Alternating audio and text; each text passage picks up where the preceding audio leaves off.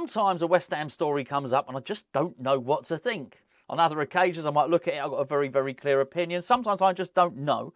In instances such as this, which is about Vladimir Coufal and his comments about David Moyes, I've got very conflicting views, which I find them quite hard to resolve, even though there's a bit of information from one side, a bit of information from the other. And it's just sometimes, as is often the case, they're both right, which makes it a little bit difficult. I'm also mindful to play the ball and not the man. Play it with a straight bat, as they say. And what I mean by that is there's a lot of reasons why people are getting on David Moyes' back at the moment, and a lot of them are valid, which I think is fair enough. What I don't want to do is take something invalid and use it as a stick to beat David Moyes with. Give you an example. We're just about to sign this player, Lewis Sow. It's quite clear Lewis Sow is not a David Moyes signing. David Moyes even basically indicates he's not going to play him. Now, you can criticise him for that if you want, but it's quite clear this player has either been purchased by Rob Newman or David Sullivan. David Moyes would not have seen this player play. Yet I've still seen comments from people who are very angry at David Moyes for different reasons, saying, I can't believe David Moyes is signing this player. I don't think he is. There's other stuff to get on David Moyes' back about. So when I saw these comments from Coufal, which are highly critical of David Moyes and his man management and basically lack of communication, I think it's easy just to wade in on David Moyes. I want to look at both sides of the argument on this. And this is quite fresh in our minds at Hammers Chat. And the reason being is we do player ratings after every single game. And for the first season ever on Hammers Chat, we've actually logged those ratings for every player after every game. We do videos on it after each match over on Patreon. We do monthly player ratings, and we've just finished our mid-season player ratings. The reason I make the point is it's very fresh in my mind. We have the statistics. I know the statistics because we literally discussed it. Myself and Gio did the video last week. One of Coufal's gripes is that he doesn't play. I'll read his comments in just a second, and I'll tell you now he does. Vladimir Coufal's played 14 games. That's up there. Off the top of my head, I think it was possibly only Aaron Cresswell that's played more. 14 games is an awful lot. Now, granted, once again, we look at nuance, we look on detail. There is a lot of that is in the Conference League, and he certainly started the season playing more than he played up towards the end of it. But to suggest he doesn't play is not strictly true. However, I do think it's fair to assume that he has fallen out of favour with David Moyes. Also, there's a bit of a smoking gun here because David Moyes has got a little bit of history for not communicating with players particularly well. Let me just read you his comments here. Basically, Coufal he's talking about not playing, obviously. He said, basically, I went to ask the manager why I'm not playing so much anymore, but he couldn't tell me anything about it. He's done this in an interview, basically. Then he's gone on to say, that's football. Sometimes you play, sometimes you don't. If the situation that occurred during the autumn were to continue, he's basically saying, if I continue not to play, something will definitely be resolved and is being resolved. I don't want to sit on the bench here as much as I did in the autumn. He's also said, if it was possible, I'd like to stay in England. The Premier League is the best league in the world. I mean, well, the last closing statement is really, it sounds like he's resigned to leaving. Now, this also matches with the rumours that we've heard, which David Moyes wants to offload him.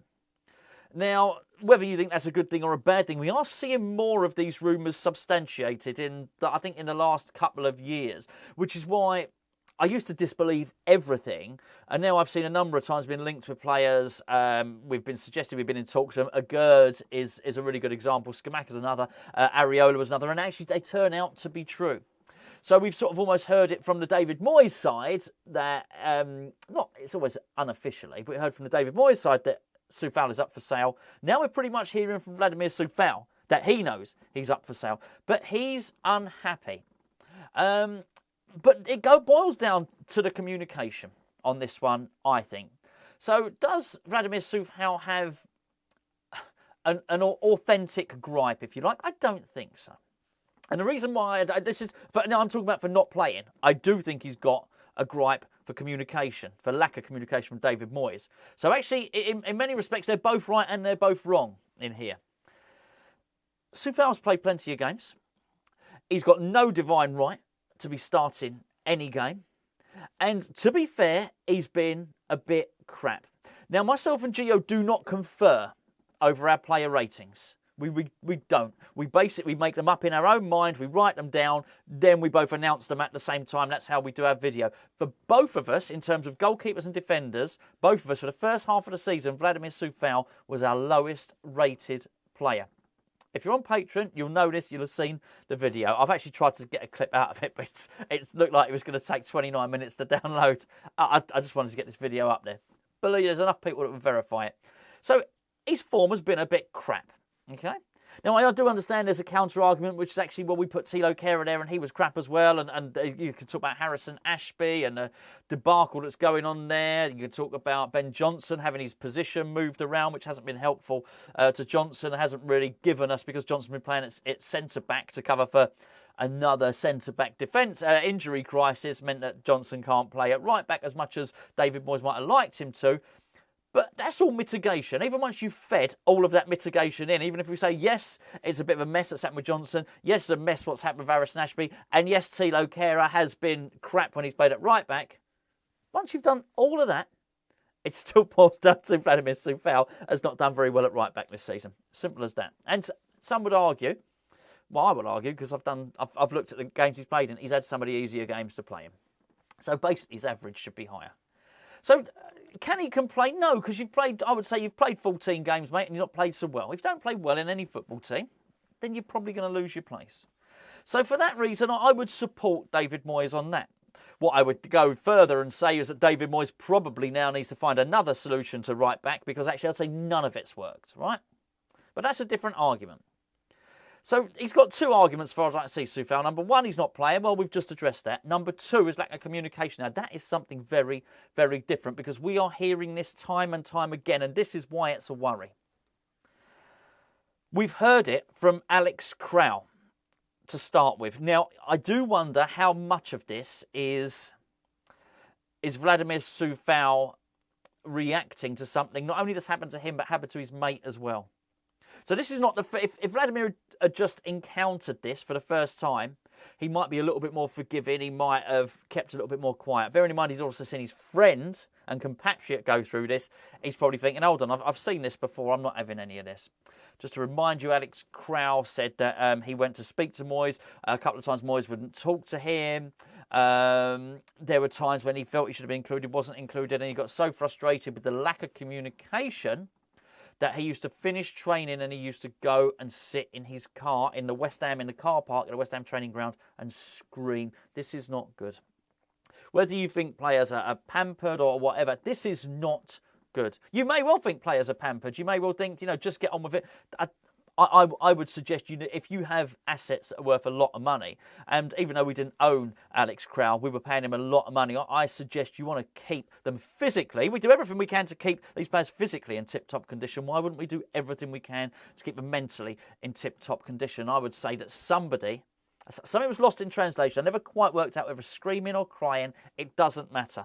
Somebody that is finishing training and going into his car and sitting on his own and either screaming or crying is not somebody that's in a tip-top mental condition. I would suggest at that point somebody probably needs a bit of support. He certainly wasn't getting it there.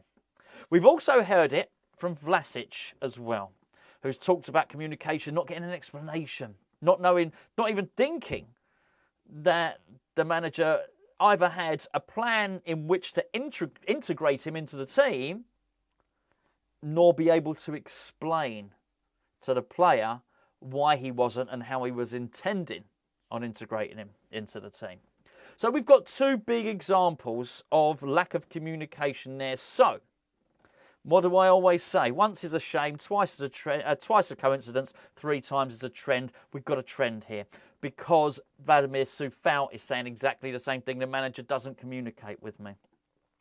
And that is where I don't support the manager in that. I think that is bad form. And now you're starting to see why I think, well, actually, I think they're both to blame a little bit in this one. And I think it's a bit of a shame, because it wasn't so long ago, it seems in my mind, probably like a year or 18 months ago, time flies, right? That David Moyes was praising the Czech boys. They come in and do extra training. They come in on their days off and they're great to have around. Not my words, David Moyes' words.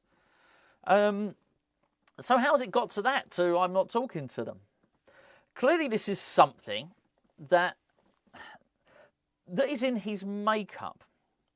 You might have heard Gatesy and Duke talking about this when they did a video for us over on the main channel. It wasn't to do with any of our players, Wayne Rooney. It wasn't about not talking, it was about David. Was it? I can't remember. David Moyes was upset with Wayne Rooney having a close relationship with Duncan Ferguson. Can't remember whether he went quiet on him. But anyway, whatever. Man management ain't great sometimes. I've got to say from him. Now, I'll tell you an old story, and it was about Bill Shankly. Now, Bill Shankly, for you young whippersnappers out there, was a very, very successful manager who was in charge of Liverpool, won lots and lots of stuff. And there'll be a load of old fogies in there, you know, Peter Gray, the old Grey Army like myself, who would know exactly who Bill Shankly was.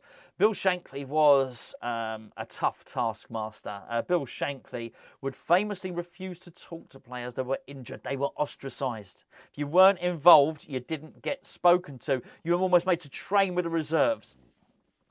Now, whether you think that's good or bad man management, it's hard to argue with the trophy haul that he brought in. All I would say is, when you are winning trophies, when you're winning the European Cup, which that's what the Champions League used to be called, when you're winning the European Cup, when you're winning back-to-back league titles, when you're winning the double or whatever, you can probably get away with that stuff because people are desperate to be at your club, people are desperate to be in your team, and you know what? You're winning. So what you say goes.